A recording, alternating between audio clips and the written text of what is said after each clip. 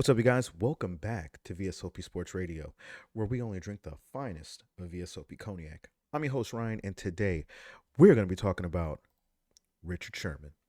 But before we do it, if you guys can do me a huge favor and hit that like and subscribe button, because my philosophy is if you enjoy the vibe, why not like and subscribe?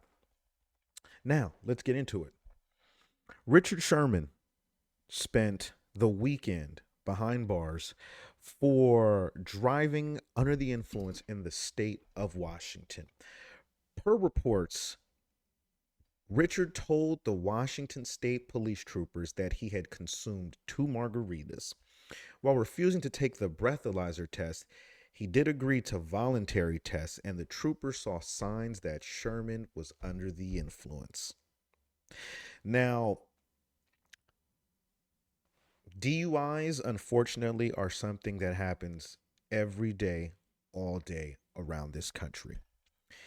Now, the reason why I wanted to ask the question if Richard Sherman has a drinking problem, because this is the second incident for Richard Sherman that involves police as a result of alcohol. Back in 2022, Sherman was arrested on July 14th after attempting to break into his in law's homes in Redmond, Washington. Police said they responded to a forced entry call and also went to the property investigating a hit and run. According to police, highway workers called 911 to report a possibility of an impaired driver barreling into a work zone and then fleeing. A heavily damaged SUV with one of its wheels nearly detached was traced back to Richard Sherman, and that's according to a report from CNN.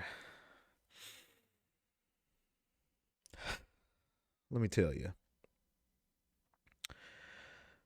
you know, that's some pretty intense stuff. And as a result of what happened this past weekend, Richard Sherman had to bail himself out of jail. He spent Saturday and Sunday. It says after spending the weekend in jail, his bail was set at 5,000, and he had a hearing this morning, which was Monday.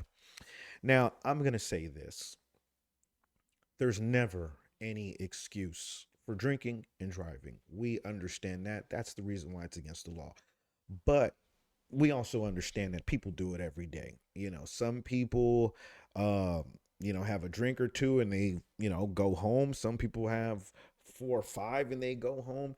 And it's always a gamble when you do that. And one of the reasons why, it shouldn't be done is because people put people's lives in jeopardy. Now, I'll say this: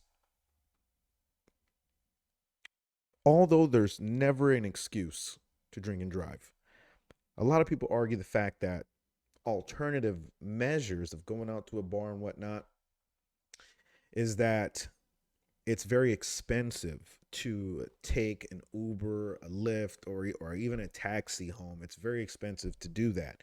And so, the question for me when it comes to people like Richard Sherman, who, former professional athlete, currently working with the NFL on, I want to say it's like the Thursday night football post game, pre game stuff, and then he's also the host of Undisputed on Fox Sports with Skip Bayless, Keyshawn Johnson, and Michael Irvin.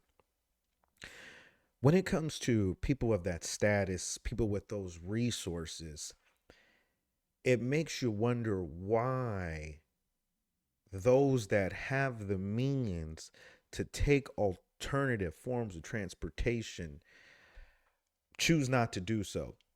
If you're somebody like Richard Sherman and you make pretty good money, you have those resources, he could have easily taken an Uber, um, Uber Black, or whatever the luxury one is, and avoided this whole thing. What I'll say is, when you're having multiple incidents that involve the police, you got to take a step back and say, hey, maybe I'm doing things the wrong way. Maybe I need to change the way I'm doing things. Because once again, even though it's never okay for anybody to drink and drive, and it's hard to understand it, you can sit there and say, I see how a person can make the poor decision not to take an Uber home because you're out, you're out having a good time. 2 o'clock hits, you try to call an Uber. The Uber is 60, $80. And some people just don't have that money. They can barely afford to go out and have the drink they're having. And again, that's no excuse. But when you're somebody, you hear about, the Henry Rugg situation and stuff like that. And it's like, you shouldn't be getting behind the wheel at all.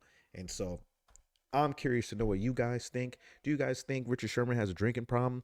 Or do you think, I don't know. What do you think? You guys let me know in the comments, and I'll catch you guys next time here at V.S.O.P Sports Radio.